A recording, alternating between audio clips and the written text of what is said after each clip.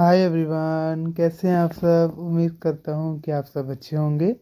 So regarding हमारे previous video में हमने देखा कि हम कैसे इंटरव्यू को फेस कर सकते हैं। सो आज हम उसकी सेकंड सीरीज़ को आगे कंटिन्यू करते हैं पार्ट 2 में। सो आज हम टॉपिक को देखेंगे things before doing an interview, कि इंटरव्यू जाने से पहले हमें किस चीज़ का हमें ध्यान रखने की ज़रूरत है।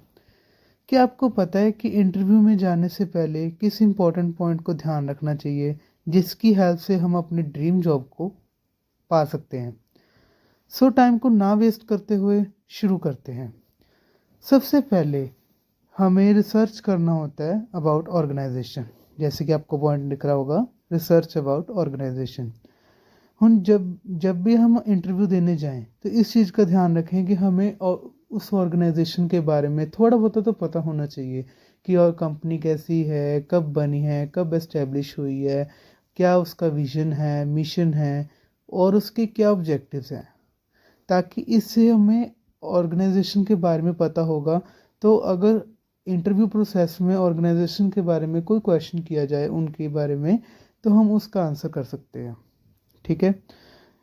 सो इससे क्या होगा, हम इंटरव्यू को बहुत ही अच्छे तरीके से क्लियर कर सकते हैं। इट मीन्स कि आपको बहुत उसके बारे में नॉलेज है, आप बहुत कॉन्फिडेंट फील होकर अपना इंटरव्यू को क्रैक कर सकते हैं। Next point, research your interviewer.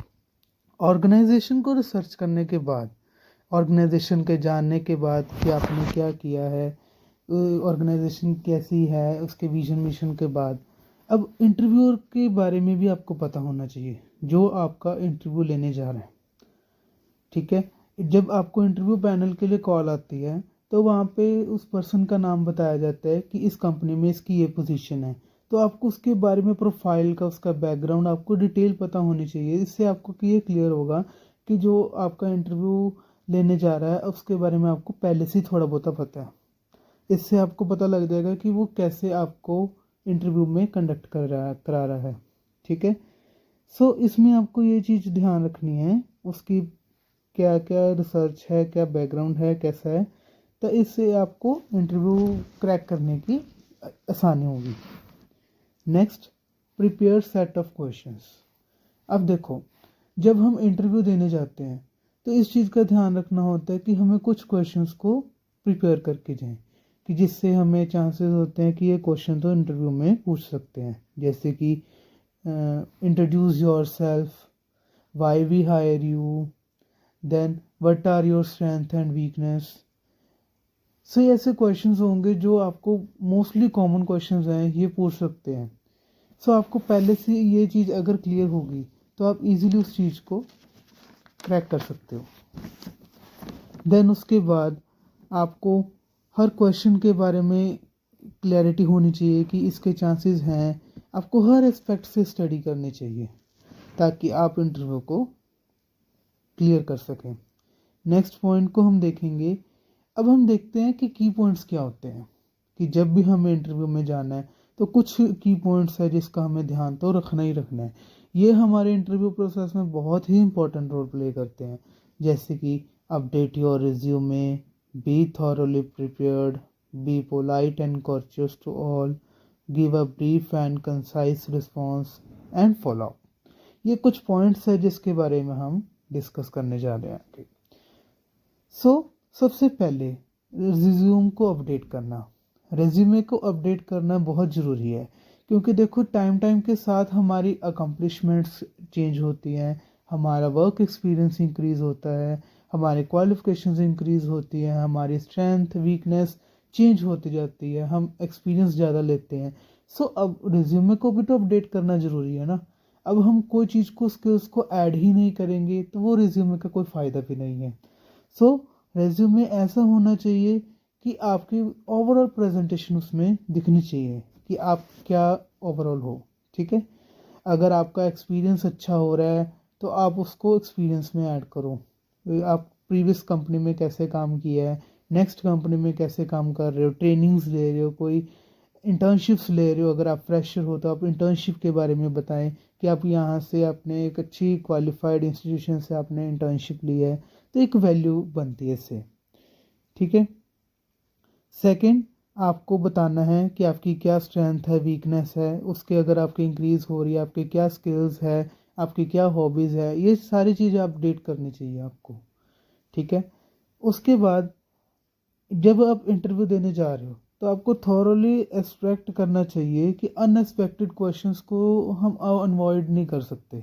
ठीक है। अब कौन सा क्वेश्चन वहाँ पे पूछा जाए हमें नहीं पता, बट इतना प्रिपेयर होके जाएं कि आप उसका चांसेस एटलीस्ट ट्राई कर सको, प्रिडिक्ट कर सको कि ये तो हो सकता है। ये नहीं तो जो भी आप आंसर करो उसका 100% दीजिए, पॉजिटिव वे में रिस्पॉन्स कीजिए, कभी भी आपको नेगेटिव टॉक नहीं करना कभी भी। तो इस चीज़ का आपको ध्यान रखना है। नेक्स्ट पॉइंट में हम देखेंगे कि इंटरव्यू पैनल में सबसे पहले पोलाइट रहें। ठीक है। क्योंकि देखो कहते हैं ना, first impression is the last impression. So आपको अपना बिहेवियर है वो बहुत पोलाइट रखना है एक इंटरव्यू पैनल में। एक आप फॉर्मल ऑर्गेनाइजेशन में आप एंटर होने जा रहे हो, एक ऐसी फॉर्मल फील्ड में एंटर होने जा रहे हो, ये आपकी पर्सनल लाइफ पे भी इम्प्लीकेबल करता है और आपके इंटरव्यू प्रोसेस के लिए भी इम्प्लीकेबल करता है। अब आपका बिहेवियर, आप कैसे बिहेव करते हो, ग्रीटिंग करते हो या नहीं करते, ये मैटर करता है। देन उसके बाद आप कैसे उनको बिहेव कर रहे हो, अच्छा बिहेव कर रहे हो, रूडली बिहेव कर रहे हो, वो सब चीज़ें मैटर करते हैं। अब आपको लगता होगा कि जब आप इंटरव्यू देने जाओगे या दे रहे हो, कोई भी आप जिस स्टेज पे भी हो, तो आपको लगता होगा कि आपके बेसिस ऑन जो आपके क्वेश्चंस पूछे जाते हैं उस पर इवेल्युएशन की जाती है। बट मेन आपकी जो इवेल्युएशन है वो आपके स्टार्टिंग पॉइंट से शुरुआत हो जाती है। आप कैसे बोल रहे हो, आप कॉन्फिडेंट हो या नर्वस हो, ये देखा जाता है। आपने आपके बोलने का तरीका, ये सारी चीज़ें देखी जाती हैं। सो अब हम बात करते हैं कि हाउ टू आंसर। अब आपने कोई चीज़ का आंसर देना कैसे है। सो इंटरव्यू में अपना आंसर जो है, कोई भी क्वेश्चन आए, चाहे ट्रिकी आए चाहे सिंपल आए, आपको आंसर सिंपल एज पॉसिबल करना है। आपको कॉम्प्लेक्स वर्ड में जाना नहीं है, जो आपको आता है आपको उस वे में बताना है। ठीक है। आपको कौन से आंसर है वो आपको कंसाइज देना है, ब्रीफ देना है, टू दी पॉइंट देना है। ना ही ज़्यादा आपका आंसर बड़ा होना चाहिए एक्सप्लेनेशंस के साथ, ना ही आपका आंसर इतना वन वर्ड होना चाहिए जिससे आपका वो एग्जैक्ट आंसर ना मिल पाए उनको, एग्जैक्ट क्लियर आंसर मिलना चाहिए उनको। सो ऐसे ही वीडियोस को देखने के लिए हमारे यूट्यूब चैनल अरोड़ा स्टूडियोज़ को सब्सक्राइब करें। अगर आप न्यू वन हो, लाइक करें, शेयर करें, कमेंट करें। और अगर आपको ऐसी वीडियो देखनी हो तो हमारे यूट्यूब चैनल्स के साथ कनेक्टेड रहें, स्टे ट्यून्ड रहें। हमारे ऑफिशियल नंबर पे आप हमें मैसेज कर सकते हैं कमेंट बॉक्स में। आप अपना अगर कोई डाउट है तो उसको आप शेयर करें। हम आपको ये बिलीव दिलाते हैं, हम आपका हर आंसर को, आपका क्वेश्चन का आंसर हम देंगे। So thank you so much, see you in the next new one. Thank you so much.